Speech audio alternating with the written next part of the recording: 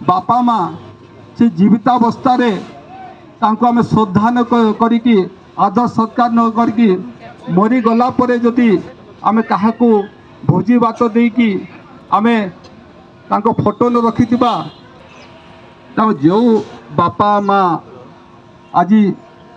सर्वस्व आम छोटू बड़ निजर महान करिकी त्याग बलिदान प्रतीक से जदि मृत्युवरण करती ताले आम कहू शुद्धि करूँ तो प्रकृत रे से कौन शुद्धि आम से अशुद्धि हो गला से तो जानी ना ना तो तेणु तांकर पुण्यानुमोदन कार्यक्रम करा जाए।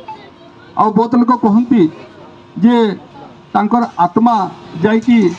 का चरण रहू कौ स्वर्ग रे रहू ये सब कथा कह जाए। प्रकृत रे शरीर रे जीवन अच्छी कि आत्मा अच्छी जन्म रु मृत्यु जाए जीवन ही सत्य।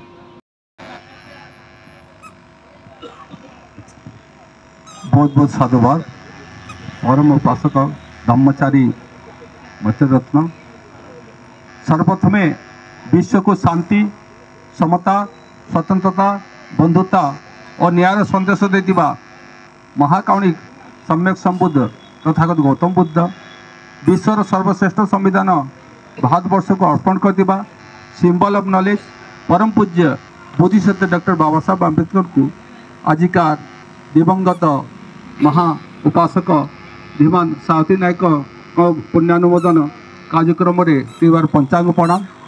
तथा सर्वदा चिरबंदनीय भिक्षु संघ एवं यही मानव समाज सामाजिक क्रांति सृष्टि करथिबा समस्त महामानव जेपरिक देवानाम प्रिय प्रियदर्शी सम्राट अशोक सामाजिक क्रांतिर अग्रदूत नारायण गुरु सामाजिक क्रांतिर पितामह महात्मा ज्योतिराव फुले संरक्षण जनक छत्रपति साहूजी महाराज ज्ञान ज्योति क्रांति ज्योति राष्ट्रमाता माँ सावित्रीबाई फुले त्यागमूर्ति प्रेरक शक्ति माँ रमाबाई तथा ओडिशार पुरपल्ली रे विप्लव सृष्टि करथिबा विप्लवी कवि क्रांति कवि भीमभोई एवं 150 ऊर्ध महापुरुषों को देशर कोण अनुकोण में पहुँचीथिबा सामाजिक एवं राजनीतिक आंदोलन अणकर्ता दास साहेब मान्यवर काशीराम साहेब को कोटि कोटि प्रणाम करने सहित आजिकार यही शांत कमल सिद्ध शीतल पुण्यानुमोदन कार्यक्रम रे उपस्थित थिबा समस्त श्रद्धावान धम्मवान शीलवान एवं समस्त यशस्वी ज्ञानदीप्त प्रबुद्ध उपासक उपासिका को मोर मंगलमैत्री अनुमोदन तथा सप्रेम जय भीम नमो बुद्धाय। तो आज जो पुण्य अर्जन करवा आम कहीं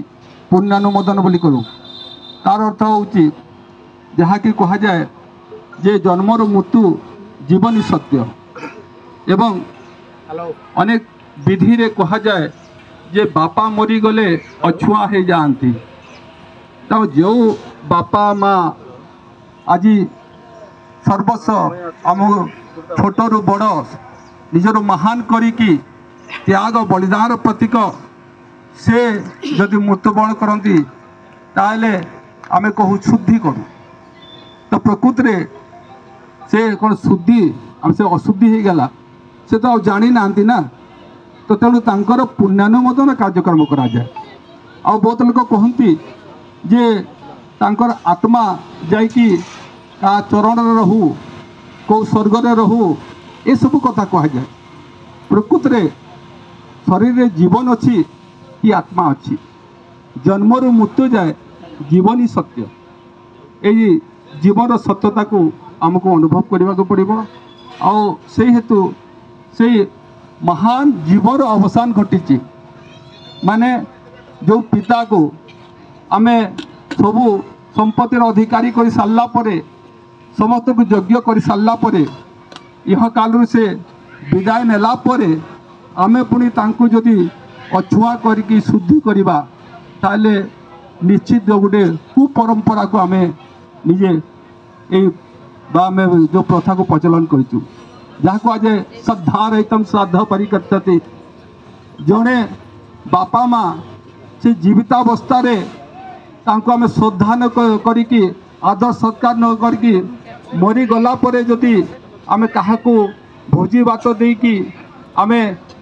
तांको फोटो न रखिथिबा एवं कौ जाकू जीवा सेटा प्रकृत श्रद्धा नुह। जो जीवित पिता माता सेवा करवा जमती महामंगल सूत्र तथागत गौतम बुद्ध कहते कौन कि माता पिता अपट्टान पुत्रदारस संग अनाकुलाचकमता ये तो मंगलम उत्तम। माता पिता सेवा करवा सबुठ बड़ जदि ये भगवान कहले से होती बापा माँ तांकटू बड़ी कि आउ किए नहीं। तेणु आम जानू जन्म ही दुख, जरा भी दुख, मृत्यु भी दुख, प्रिय जो जिनसर विच्छेद सेटा दुख एवं अप्रिय